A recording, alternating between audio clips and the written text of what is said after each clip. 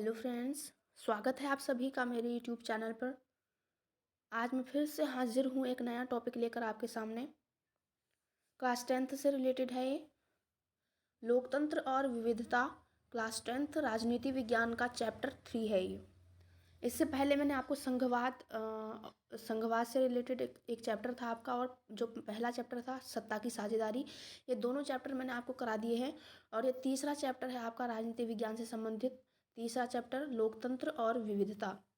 आज हम तीसरे चैप्टर के बारे में जानेंगे। ये पार्ट 1 है और पार्ट 2 में इसके बाद लाऊंगी, ठीक है। तो ये पहला चैप्टर तीसरा चैप्टर है आपका, और ये पार्ट 1 है उसका, ठीक है। तीसरे चैप्टर का पार्ट 1 है ये। सबसे पहले हम इसमें कुछ महत्वपूर्ण शब्दों के अर्थ जानेंगे। एफ्रो अमेरिकी किसे कहते हैं? देखिए, ये कुछ महत्वपूर्ण शब्दों के अर्थ मैंने पहले भी वीडियो में कई बार बताए हुए हैं आपको। एक एक दो वीडियो मैंने पहले भी बनाया था, उसमें आपको बताया था इन कुछ महत्वपूर्ण शब्दों के अर्थ। लेकिन मैं इसमें सेपरेट आपके लिए सब्जेक्ट वाइज लेके आई हूँ, तो इसमें मैं आपको अलग से बताना चाहती हूँ, ठीक है। तो इसमें नंबर 1 पर है एफ्रो अमेरिकी किसे कहते हैं। ये मोस्ट इंपॉर्टेंट है। अगर आप क्लास 10th के स्टूडेंट हैं तो बोर्ड एग्जाम में आपसे 1 नंबर के क्वेश्चन में ये पूछा जा सकता है कि एफ्रो अमेरिकी कौन है। कई बार पूछा गया है, ये मोस्ट इम्पॉर्टेंट है। एफ्रो अमेरिकी, एफ्रो अमेरिकन, अश्वेत अमेरिकी या अश्वेत शब्द उन अफ्रीकी लोगों के वंशजों के लिए प्रयुक्त होता है जिन्हें 17वीं सदी से लेकर 19वीं सदी की शुरुआत तक अमेरिका में गुलाम बनाकर लाया गया था। एफ्रो अमेरिकन, अश्वेत अमेरिकी या अश्वेत शब्द उन अफ्रीकी लोगों के वंशजों के लिए प्रयुक्त होता है जिन्हें 17वीं सदी से लेकर 19वीं सदी की शुरुआत तक अमेरिका में गुलाम बनाकर लाया गया था। देखिए, इंग्लैंड ने, आपको पता है कि इंग्लैंड ने भारत जैसे कई सारे देशों में अपने उपनिवेश स्थापित किए थे, यानी कि कई सारे देशों को अपना गुलाम बनाया था। तो इसी कड़ी में उसने अफ्रीका को भी अपना गुलाम बनाया था, अमेरिका को भी गुलाम बनाया था उसने। तो इसमें उसने क्या किया, जो जो अफ्रीका के जो लोग थे उनको गुलाम बनाकर वो ले गए अमेरिका में, ठीक है। अफ्रीका के जितने, मतलब अफ्रीका के कई सारे लोगों को अमेरिका में गुलाम बनाकर ले गए और वहाँ उनसे जो है काम करवाया करते थे। उनके ही जो वंशज हैं, इन्हीं अफ्रीकी लोगों के जो वंशज हैं वहाँ अमेरिका में, उनको बोला जाता है अश्वेत अमेरिकन या अश्वेत अमेरिकी, ठीक है। अश्वेत का मतलब होता है जो अश्वेत का मतलब होता है जो गोरे नहीं हैं, ठीक है। अफ्रीकी लोग, आपने देखा होगा कि वो मतलब उनका जो रंग होता है वो काला होता है। आमतौर पर आपने देखा होगा कि काला रंग उनका होता है, तो उनको अश्वेत अमेरिकी कहा जाता है। वर्तमान में वो लोग अमेरिका में रहते हैं क्योंकि वहाँ पे इंग्लैंड वासी उनको गुलाम बनाकर ले गए थे। तो इनको जो है अश्वेत अमेरिकी बोला जाता है, जिनको 17वीं सदी से लेकर 19वीं सदी तक की शुरुआत तक अमेरिका में गुलाम बना करके ले जाया गया था अंग्रेज़ों के द्वारा। इनको बोला जाता है एफ्रो अमेरिकी या अश्वेत अमेरिकी या एफ्रो अमेरिकन। ये मोस्ट इंपॉर्टेंट है, कई बार पूछा जाता है 1 नंबर के क्वेश्चन में। नंबर 2 देखिए, अमेरिका में नागरिक अधिकार आंदोलन 1954 से 1968। जो अमेरिका में नागरिक अधिकार आंदोलन चला था 1954 से 1968 तक, इसके बारे में आपको बताना है, ठीक है। घटनाओं और सुधार आंदोलनों का एक ऐसा सिलसिला जिसका उद्देश्य एफ्रो अमेरिकी लोगों के विरुद्ध होने वाले नस्ल आधारित भेदभाव को मिटाना था। देखिए, ये सुधार आंदोलनों का एक युग था, एक सिलसिला था जिसका उद्देश्य क्या था, जो एफ्रो अमेरिकी लोग थे उनके विरुद्ध जो नस्ल आधारित भेदभाव होता है उसको मिटाना था इस आंदोलन का प्रमुख उद्देश्य। जो अमेरिका में नागरिक अधिकार आंदोलन चला था 1954 में, इसका मुख्य उद्देश्य यही था कि जो एफ्रो अमेरिकी लोगों के साथ भेदभाव होता था, ठीक है, मतलब रंग के आधार पर, ठीक है, रंग भेद के आधार पर उनके साथ भेदभाव होता था अमेरिका में। तो उस भेदभाव को मिटाने के लिए अमेरिका में नागरिक अधिकार आंदोलन चला था, ठीक है। इसका मुख्य उद्देश्य ये था कि जो अफ्रो अमेरिकी लोग हैं उनके विरुद्ध होने वाले नस्ल आधारित भेदभाव को समाप्त करना। मार्टिन लूथर किंग जूनियर की अगुवाई में लड़े गए इस आंदोलन का स्वरूप पूरी तरह अहिंसक था, यानी कि इसमें किसी तरीके की हिंसा नहीं हुई, किसी तरीके का कोई रक्तपात नहीं हुआ, एक शांतिपूर्ण आंदोलन ये चला। इसने नस्ल के आधार पर भेदभाव करने वाले कानूनों और व्यवहार को समाप्त करने की मांग उठाई, जो बाद में सफल भी हुई, ठीक है। आगे देखिए, नंबर 3 अश्वेत शक्ति आंदोलन, ये भी उसी से रिलेटेड है। यह आंदोलन 1966 में उभरा और 1975 तक चला। अश्वेत शक्ति आंदोलन 1966 से 1975 तक चला। नस्लवाद को लेकर इस आंदोलन का रवैया ज़्यादा उग्र था। देखिए, इससे पहले का जो आंदोलन था सॉरी, इससे पहले का जो आंदोलन था आपने देखा होगा, इससे पहले जो आंदोलन हुआ था अमेरिका में नागरिक अधिकार आंदोलन, ये अहिंसक आंदोलन था। इसमें किसी तरह की अहिंसा मतलब इसमें किसी तरीके की हिंसा नहीं हुई, ये एक अहिंसक आंदोलन था। उसके बाद जब 1966 से 1975 तक ये अश्वेत शक्ति आंदोलन चला, तो ये नस्लवाद को लेकर इस आंदोलन का रवैया ज़्यादा उग्र था। इससे ज़्यादा उग्र था, इसका जो रवैया था वो ज़्यादा उग्र था। इसका मानना था कि अमेरिका से नस्लवाद को मिटाने के लिए हिंसा का सहारा लेने में कोई हर्ज नहीं है। अश्वेत शक्ति आंदोलन जब चला था 1966 से 1975 तक, तो इस आंदोलन का मानना ये था कि अगर अमेरिका से नस्लवाद को मिटाना है तो इसके लिए हिंसा का सहारा लेने में भी कोई दिक्कत नहीं है, कोई परेशानी इसमें नहीं है। मतलब ये वो लोग ये कहना चाहते थे कि हम नस्लवाद को मिटाने के लिए हिंसा भी कर सकते हैं, यानी कि यहाँ पे रक्तपात भी हो सकता है। और इसके बाद में जो है ये आंदोलन सफल भी हुआ और नस्ल आधारित भेदभाव वहाँ पे समाप्त हो गया अमेरिका में। नंबर 4 देखिए, समरूप समाज। ऐसा समाज जिसमें सामुदायिक, सांस्कृतिक या जातीय विभिन्नताएं ज़्यादा गहरी नहीं होती हैं। समरूप समाज, समरूप का मतलब होता है समान रूप या एक जैसा रूप, ठीक है, समान रूप। ऐसा समाज जिसमें सामुदायिक, सांस्कृतिक या जातीय विभिन्नताएं ज़्यादा गहरी नहीं होती हैं, उसको समरूप समाज कहा जाता है। अर्थात जब किसी राष्ट्र में एक जाति, एक समुदाय, मतलब ये है कि जातीय, धर्म, संप्रदाय के आधार पर जिस देश में ज़्यादा विभिन्नताएं लोगों में नहीं पाई जाती हैं, उसको समरूप समाज कहा जा सकता है, ठीक है। जैसे आपने भारत देखा होगा, भारत को एक समरूप समाज नहीं कहा जा सकता, क्योंकि यहाँ पे विभिन्न जाति समूह और विभिन्न जाति धर्म के लोग पाए जाते हैं, इसलिए इसको एक समरूप समाज नहीं कहा जा सकता है भारत को। ये कुछ महत्वपूर्ण शब्दों के अर्थ मैंने आपको बताए जो आपके इस चैप्टर 3 में थे। तीसरे चैप्टर में जितने भी महत्वपूर्ण शब्दों के अर्थ थे वो मैंने आपको बता दिया। मोस्ट इम्पॉर्टेंट है ये समरूप समाज वाला जो मैंने आपको बताया अभी, ये भी मोस्ट इम्पॉर्टेंट है। 1 नंबर के क्वेश्चन में आपसे कई बार पूछा जाता है, इसलिए मोस्ट इम्पॉर्टेंट है ये आपके लिए, ठीक है। अब प्रश्न देखिए, इसमें क्या प्रश्न है। प्रश्न नंबर 1, सामाजिक विभाजनों की राजनीति के परिणाम तय करने वाले 3 कारकों की चर्चा करें। सामाजिक विभाजनों की राजनीति के परिणाम तय करने वाले 3 कारक कौन कौन से हैं, इसको आपको बताना है। तो चलिए उत्तर देखिए। सामाजिक विभाजनों की राजनीति के परिणाम तय करने वाले प्रमुख रूप से 3 कारक हैं जो अग्रलिखित हैं। सामाजिक विभाजनों की राजनीति के परिणाम 3 कारक तय करते हैं, तो कौन कौन से हैं। नंबर 1 देखिए, लोगों में अपनी पहचान के प्रति आग्रह की भावना। लोगों में अपनी पहचान के प्रति आग्रह की भावना। जब तक लोग स्वयं को सबसे अलग और सबसे विशिष्ट या सबसे ऊंचा समझने लगेंगे, तब तक उन लोगों का किसी अन्य व्यक्ति के साथ तालमेल बैठाना बहुत मुश्किल होगा। देखिए, अगर लोग किसी देश के लोग या किसी समाज के लोग जब खुद को विशिष्ट, सबसे अलग या सबसे ऊंचा जब तक मानेंगे, सबसे ऊंचा या सबसे विशिष्ट जब तक लोग अपने आप को मानेंगे, तब तक उनका क्या होगा, जो दूसरे लोग हैं उनके साथ तालमेल उनका नहीं बैठ सकता है, यानी कि संघर्ष होता रहेगा दूसरे लोगों के साथ। इसको अच्छे से समझते हैं, चलिए।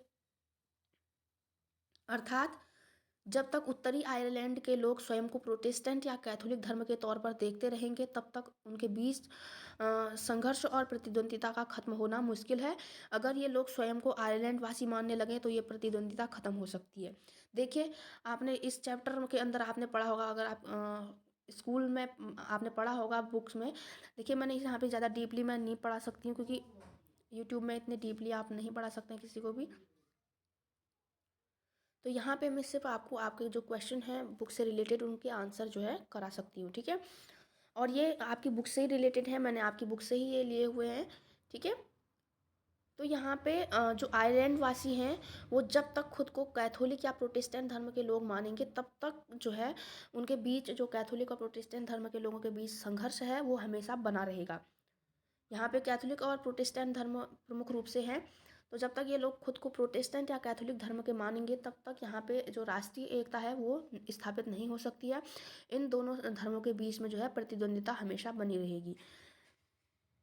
उदाहरण के लिए बेल्जियम में डच और जर्मन बोली जाती है, लेकिन वहाँ के लोग खुद को पहले बेल्जियम के नागरिक मानते हैं और बाद में किसी धर्म या भाषा समूह के सदस्य। देखिए, बेल्जियम से रिलेटेड आपने जब सत्ता की साझेदारी हमने पहला चैप्टर पढ़ा था, उसमें हमने देखा कि जो बेल्जियम था वहाँ पे डच और जर्मन दोनों भाषाएं वहाँ पे बोली जाती है, लेकिन वहाँ के जो लोग हैं उनके बीच में एकता है। एकता इसलिए है क्योंकि वहाँ के लोग पहले खुद को बेल्जियाई मानते हैं, और उसके बाद जो है पहले खुद को बेल्जियम के नागरिक मानते हैं, और उसके बाद किसी भाषा या धर्म समूह के लोग मानते हैं। ठीक है, तो यही वजह है आयरलैंड में संघर्ष की और बेल्जियम में एकता की। यानी कि किसी राष्ट्र में अगर एकता स्थापित करनी है तो लोगों को चाहिए कि वे राष्ट्रीय पहचान को मुख्य माने, यानी कि अपने आप को पहले किसी देश का नागरिक माने, उसके बाद किसी जाति धर्म और समूह के सदस्य माने, जैसे बेल्जियम में है। तो राष्ट्रीय एकता को अगर राष्ट्रीय भावना जिस व्यक्ति के अंदर होगी, लोगों के अंदर अगर राष्ट्रीय भावना होगी, तो वहाँ पे जो है लोगों में प्रतिद्वंदिता नहीं हो सकती है। नंबर 2 देखिए, राजनीतिक दल समुदाय की मांगों को कैसे उठा रहे हैं। जो राजनीतिक दल हैं वो किसी समुदाय की मांग जो है उनको कैसे उठा रहे हैं। दूसरी महत्वपूर्ण चीज़ ये है कि किसी समुदाय की मांगों को राजनीतिक दल किस प्रकार उठा रहे हैं। राजनीतिक दलों को चाहिए कि वे किसी समुदाय की मांगों को उठाते समय ये ध्यान दें कि इससे किसी अन्य समुदाय के लोगों को कोई समस्या ना हो, अर्थात दूसरे समुदाय के लोगों को कोई नुकसान ना हो। देखिए, राजनीतिक दल आपने प्रायः देखा होगा कि जो राजनीतिक दल हैं वो किसी न किसी समुदाय की मांगों को उठाकर जो है आगे बढ़ते हैं, यानी कि किसी न किसी समुदाय की मांगों को पूरा करने के लिए आगे आते हैं।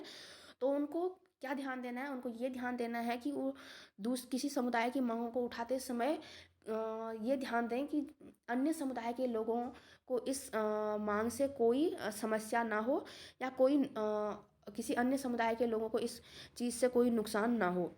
ठीक है, उदाहरण के लिए श्रीलंका में प्रायः सिंहली भाषी लोगों के लिए ही मांगें उठाई जाती थी, जो तमिल भाषी समुदाय के खिलाफ होती थी। तो यहाँ पे क्या होता है, जो दूसरे समुदाय के लोग हैं वो सोचने लगते हैं कि जो है हमारे साथ दुर्व्यवहार हो रहा है। तो इससे क्या होता है, इसमें देश में जो है फूट की स्थिति उत्पन्न हो जाती है, यानी कि देश विखंडित होने की स्थिति में पहुँच जाता है अगर आप अन्य समुदाय के लोगों के साथ दुर्व्यवहार करें या उनको नीचा दिखाने का प्रयास करें। तो समुदाय की मांगों को उठाते समय राजनीतिक दलों को प्रायः ये देखना चाहिए कि इससे अन्य समुदाय के लोगों को कोई तकलीफ ना हो या उनको कोई नुकसान ना हो। ठीक है, श्रीलंका में आपने देखा होगा कि जो पहले वहाँ पे सिंहली भाषी समुदाय के लोगों का प्रभुत्व था, बहुसंख्यकवाद वहाँ पे था, तो वहाँ पे तमिल भाषी जो समुदाय है उनके साथ हमेशा दुर्व्यवहार होता था, जिससे बाद में गृह युद्ध वहाँ पे हो गया था। तो इससे क्या हुआ, श्रीलंका जो है फूट की स्थिति में आ गया था। नंबर 3 देखें, समुदाय की मांगों के लिए सरकार का रुख। समुदाय की मांगों के लिए सरकार किस तरह का रुख अपनाती है, ये तीसरी प्रमुख चीज़ है। तीसरी महत्वपूर्ण चीज़ ये है कि सरकार किसी समुदाय की मांगों के लिए किस तरह का रुख अपनाती है। अगर सरकार किसी समुदाय की मांगों के लिए ईमानदारी से कार्य करती है, अर्थात अल्पसंख्यक समुदायों की इच्छाओं की अवहेलना नहीं करती है और उन्हें भी समानता की दृष्टि से देखती है, तो इससे समाज विखंडित होने से बच जाता है और एकता बनी रहती है, और सामाजिक विभाजन किसी मुल्क के लिए खतरा नहीं बनते हैं। देखिए, जब कोई राजनीतिक दल किसी समुदाय की मांगों को उठाते हैं तो सरकार को उसके लिए कैसा रुख अपनाना है, ये भी एक महत्वपूर्ण चीज़ है। अगर सरकार किसी समुदाय की मांग के लिए ईमानदारी से मतलब ईमानदारी का रुख अपनाती है या कोई असमान रुख नहीं अपनाती है, तो इससे क्या होता है, जो सामाजिक विभाजन है वो मुल्क के लिए खतरा नहीं बनते हैं, अर्थात अल्पसंख्यक समुदाय की इच्छाओं की अवहेलना नहीं करती है और उन्हें भी समानता की दृष्टि से देखती है। देखिए, अगर कोई राजनीतिक दल सरकार के सामने किसी समुदाय की मांगों को रखती है, किसी समुदाय की मांगों को रखती है उनको पूरा करने के लिए, तो उसमें सरकार को चाहिए कि वो उसके लिए जो है समान रूप से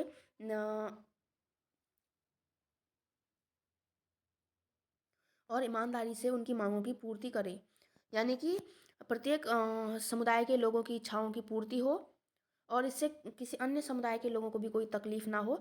इस तरीके का रुख सरकार को अपनाना चाहिए। आगे देखिए, अर्थात कहा जा सकता है कि यदि किसी राष्ट्र के विभिन्न सामाजिक समूहों को उस राष्ट्र में समान महत्व दिया जाए और समान अधिकार दिए जाएं तो राष्ट्र अखंडता में एकता का प्रतीक बन सकता है। और इसके विपरीत अगर भिन्न भिन्न सामाजिक समूहों को अलग अलग नज़रिए से देखा जाए या अल्पसंख्यक समुदायों के साथ दुर्व्यवहार किया जाए या असमानतापूर्ण व्यवहार किया जाए, तो ऐसे सामाजिक विभाजन राष्ट्र को विखंडित कर देते हैं। देखिए, इसको समझने की कोशिश करें पहले आप। अर्थात कहा जा सकता है कि यदि किसी राष्ट्र के विभिन्न सामाजिक समूहों को उस राष्ट्र में समान महत्व दिया जाए। देखिए, प्रत्येक राष्ट्र में अलग अलग जाति के धर्म लोग पाए जाते, अलग अलग जाति धर्म के लोग पाए जाते हैं, अलग अलग भाषा के लोग पाए जाते हैं। तो वहाँ पे सरकार को चाहिए कि वो सबके साथ समान व्यवहार करे और सबकी मांगों की पूर्ति करे। तो ऐसी स्थिति में अगर सरकार ईमानदारी से हर एक समुदाय की इच्छाओं की पूर्ति करती है और सबको समान महत्व या और समान अधिकार देती है, तो ऐसी स्थिति में जो राष्ट्र है वो अखंडता में एकता का प्रतीक बन जाता है। और इसके विपरीत अगर विभिन्न भिन्न सामाजिक समूहों को अलग अलग नज़रिए से देखा जाए या अल्पसंख्यक समुदायों के साथ दुर्व्यवहार किया जाए या असमानतापूर्ण व्यवहार किया जाए, तो सामाजिक विभाजन राष्ट्र को विखंडित कर देते हैं।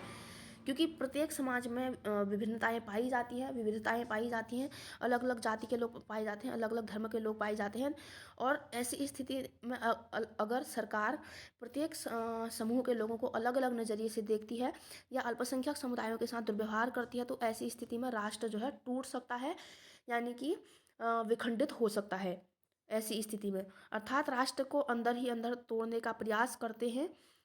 क्या करते हैं, ये असमानतापूर्ण व्यवहार जो है राष्ट्र को अंदर ही अंदर तोड़ने का प्रयास करते हैं। ऐसी स्थिति में प्रत्येक राष्ट्र को चाहिए कि वे सभी समूहों के साथ समान व्यवहार करें ताकि सामाजिक विभाजन से बचा जा सके।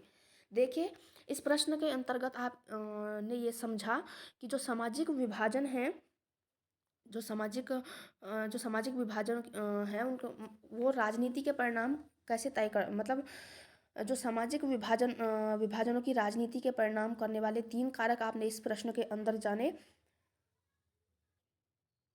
इस प्रश्न के अंदर आपने ये समझने की कोशिश की कि अगर राष्ट्र में अगर राष्ट्र को एकता की, मतलब एकता में रहना है, अगर राष्ट्र को जो है विभिन्न सामाजिक समूहों को एक साथ एक गठबंधन में बांट के अगर किसी राष्ट्र को रखना है, तो उसके लिए प्रत्येक समूहों की इच्छाओं की अवहेलना ना की जाए, प्रत्येक समुदाय की इच्छाओं की पूर्ति की जाए और सभी को समान दृष्टि से देखा जाए। ये इस प्रश्न के अंदर आपने समझा। इसके बाद 2 प्रश्न और हैं आपके इस चैप्टर से रिलेटेड, उनको मैं आपके पार्ट 2 में लेकर के आऊँगी। ये आपका पार्ट 1 था, चैप्टर 3 लोकतंत्र और विविधता, क्लास 10th राजनीति विज्ञान का पार्ट 1 था। इसके बाद मैं पार्ट 2 लेकर के आऊँगी।